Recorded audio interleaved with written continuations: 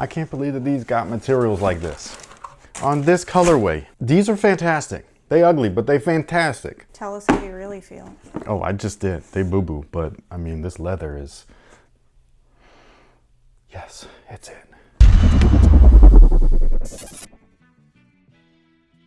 Hey, what's good, guys? My name's Chris. Welcome back to the official WearTesters.com YouTube channel. Today we got a detailed look. I don't want to call these bad boys, but the materials really make me want to. These are done in such a good way that I'm just it makes me want to smash my face through that wall over there, because why don't we get stuff like this on the majority of certain releases? And I'll talk about which releases pretty soon, but first, we do have a quick word from our sponsor, and that's actually the good folks over at Sole Savvy, and it's not really promoting Sole Savvy in general, which you guys already know. It's an online sneaker community full of people just like you and I, where we want to talk about sneakers with other sneakerheads just like us, and that's all great and everything, but one of the #1 things that they used to promote, at least, was their notifications, right? So you join and they'll teach you how to cop for retail, because it's hard as and it's gotten harder. They've actually created an app. It's a Sole Savvy app for Sole Savvy members. All you gotta do is download it, sign up with your Sole Savvy account, and that is much like other normal apps where you get that ping notification and stuff like that as soon as you turn your notifications on when something is available or restocked. So for example, if you did want these, as soon as they become available somewhere, as long as you have notifications turned on, it'll actually notify you where and in what sizes, and then it'll do that direct add to cart in your size you can check out as quickly as possible, and hopefully you get a W. But one of the coolest things is that you can actually categorize the type of product that you're interested in with tag words. So if you were just interested in Air Jordans, all you got to do is type in Air Jordan. If you like Dunks, if you like Yeezys, all that stuff. I don't know what everybody's hyped up about nowadays, but whatever it might be, you can use that as your tag. That way you're only notified about what you are interested in and not just everything. So if that sounds cool to you, check the link in the description box below. It'll head you over to solesavvy.com where you can read all about it. And with that being said, these guys right here are the Air Jordan 12 in what they're calling the utility colorway. I don't really know what that means. I mean, I know what utility means, but I don't know why that applies to this colorway, but that's neither here nor there. All I know is that these guys right here actually feature what Nike likes to call their grind outsole. All of those flakes that are inside of the main rubber component, I believe that is the at least 3% recycled rubber from the scraps lying around the factory floor. It's an interesting look, I will give it that. I do think it would be cooler if the material or the main rubber was a little bit more see-through or translucent. This is translucent, it's just got a weird grayish blue. What would you call that? Slate? Dirty.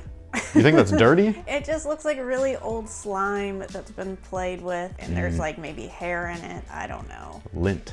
Yeah. Dryer lint. Yes, that's exactly what it looks like. Yeah. But anyways, that's just kind of what it looks like. I do wish that it was either translucent or maybe a smoky translucent like the OVO 12s. I think that would have been really cool with all of those little flakes in there. But it is what it is. And then we have the traditional traction pods. They're solid rubber. I don't believe that those are cycled. I wonder why even do this? Why the 3%? It is a weird bragging.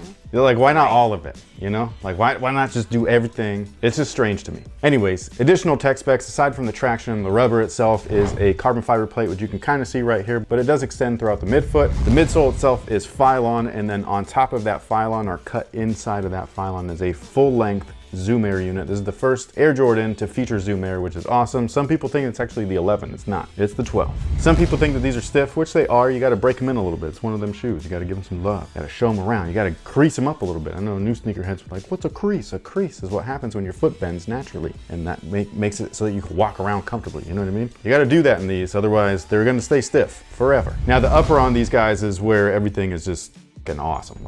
I have no complaints about the quality that they use on these materials. The main leather build is so soft. I cannot believe it. It's not quite 2004 Air Jordan 12 retro soft. Those almost were too soft. That's one of them ones where it's bro, you're gonna roll your ankle in those things. You know what I mean? It was too soft. These are fairly similar to, I think I just blocked them, to those back there, which are the originals. Granted, they are from 1996, 1997, something like that. So they're a little stiff just due to age, but this is very close feeling to that. I'm not saying it's the same leather, it's impossible because they don't make the leather exactly the same anymore, but it's a very nice leather. This is the leather that I'm asking for the 13s.